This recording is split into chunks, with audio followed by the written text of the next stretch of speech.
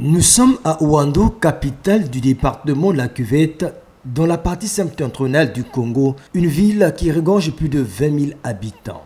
Comme les autres villes secondaires du pays, cette localité fait face à l'épineuse problématique d'assainissement, de gestion des eaux usées et de déchets solides, et n'a pas de dispositif de lutte contre l'érosion. La municipalité est dépourvue de moyens logistiques et financiers pour rendre plus attractive la ville. Nous travaillons ici avec les moyens de bord, vraiment des moyens très dérisoires. Nous sommes obligés de trouver des groupes de jeunes, des jeunes volontaires. C'est avec ces jeunes-là que nous sommes en train d'essayer un peu de faire l'assainissement de la ville. Puis jusqu'à aujourd'hui, la mairie de Ouando n'a pas encore un personnel qu'il faut. Si nous sommes équipés en benne par exemple, nous sommes équipés en outils essentiels pour l'assainissement. Mais nous pensons que la ville va être une ville attractive. Les artères principales sont plus ou moins maintenues propres grâce à un groupement de femmes motivées par l'autorité municipale et c'est du bénévolat. Nous sommes ici à la rencontre du dit groupement à la veille de la journée qui sera consacrée à l'assainissement.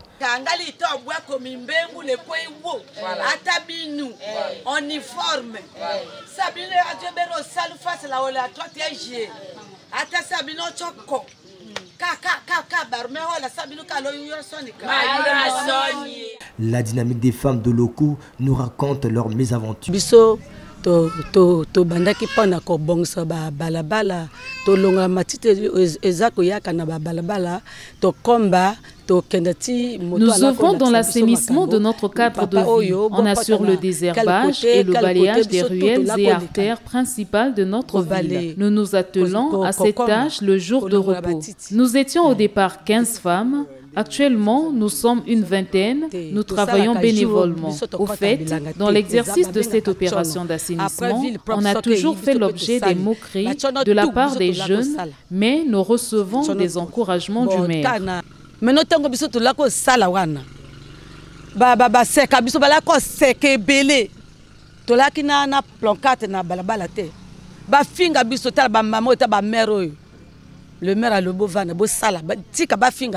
Le lendemain, elles se sont rendues sur le terrain pour le ramassage des ordures. Ces femmes œuvrent pour Ouando Tchétché, ce qui veut dire Ouando propre. Dans les ruelles et avenues, même dans les ménages, les conditions de vie demeurent encore précaires. À côté des eaux usées et aussi d'autres intempéries, la population utilise en majorité des latrines traditionnelles. Les attentes ici sont énormes. Ouando, depuis le temps colonial, ce fut le chef-lieu de la Likwala Mosaka, limitrophe avec Brazzaville à la Léfini. Donc tout le nord de la République, c'était Fort-Rousset qui était chef-lieu du nord. Bon, les conditions de vie à Ouando sont tout à fait précaires.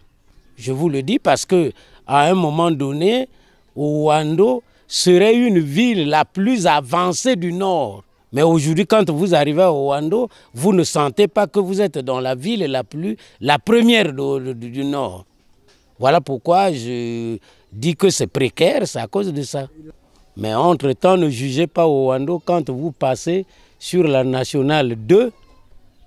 Vous voyez que vous êtes à Ouando, mais dans les environs de la nationale 2, c'est des marécages, c'est tout un tas de choses. Quand il pleut, là vous êtes pendant la saison sèche. Mais quand il pleut, il vous faut avoir des bottes pour être même dans votre propre parcelle.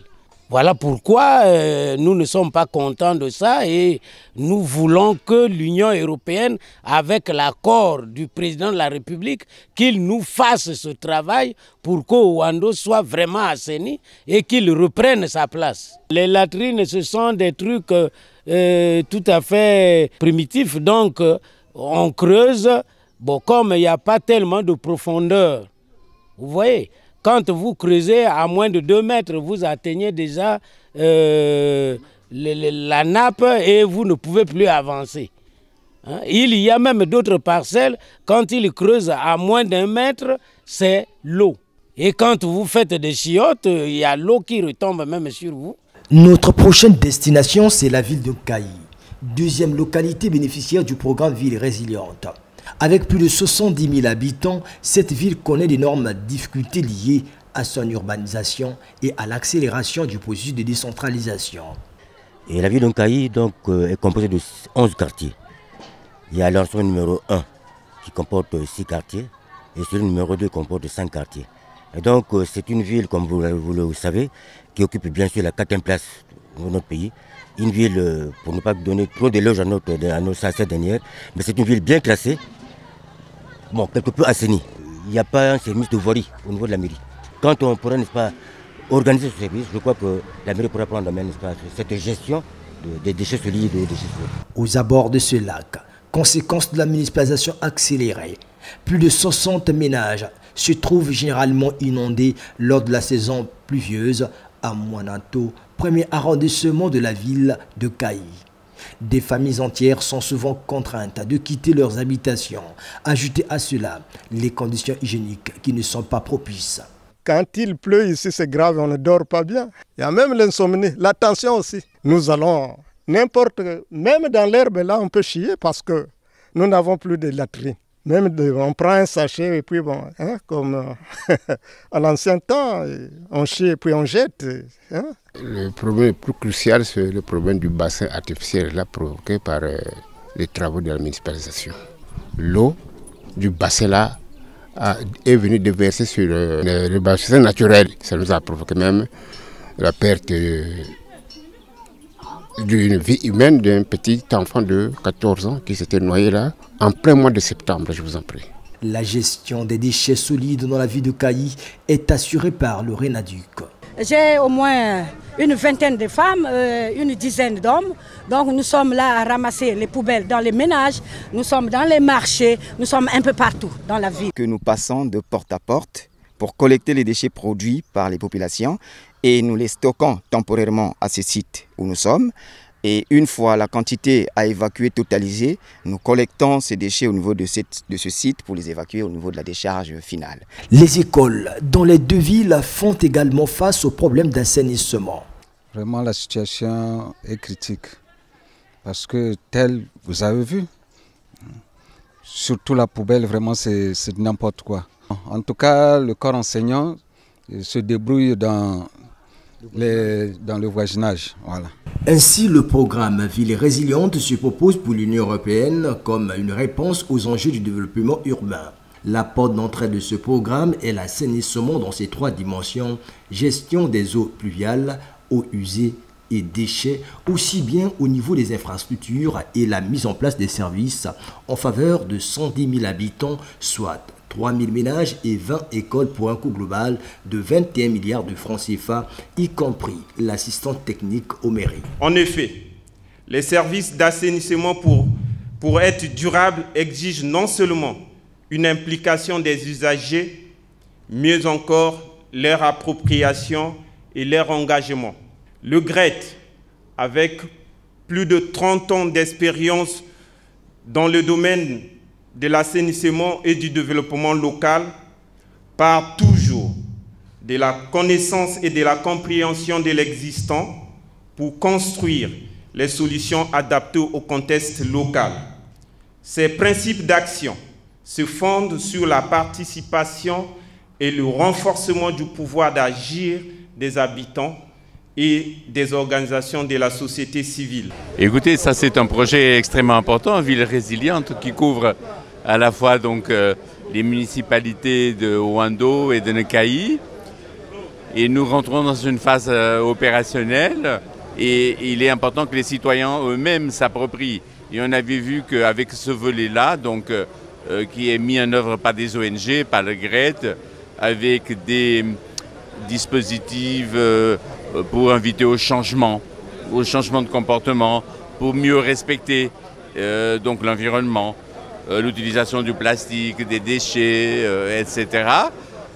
C'est vraiment important. C'est un programme au fait qui a 3 objectifs majeurs. Et donc le premier, c'est de faire en sorte que les collectivités locales, notamment celles de Nkayi et de Ouando, améliorent leurs compétences, donc qu'ils soient en capacité d'assurer les compétences qui leur sont transférées. Et la deuxième composante, au fait, l'objectif, au fait, c'est de travailler sur l'assainissement de l'environnement urbain et puis l'amélioration des pratiques d'hygiène.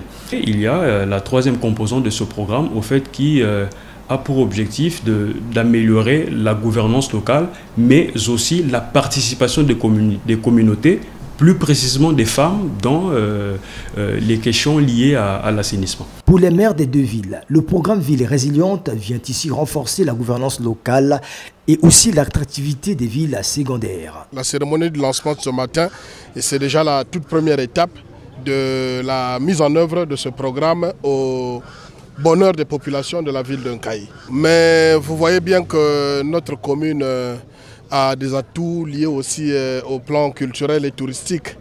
Et donc vous allez aussi constater que Nkayi, c'est une localité qui abrite la plus grande société de fabrique du sucre dans notre pays. Et par rapport à cette activité, je pense qu'il y a bien d'autres activités connexes qui peuvent voir le jour. Bon, ben, nous n'avons pas nous-mêmes les moyens pour relever tous ces challenges, comme vous venez de énumérer. Nous comptons sur l'apport du partenariat au développement.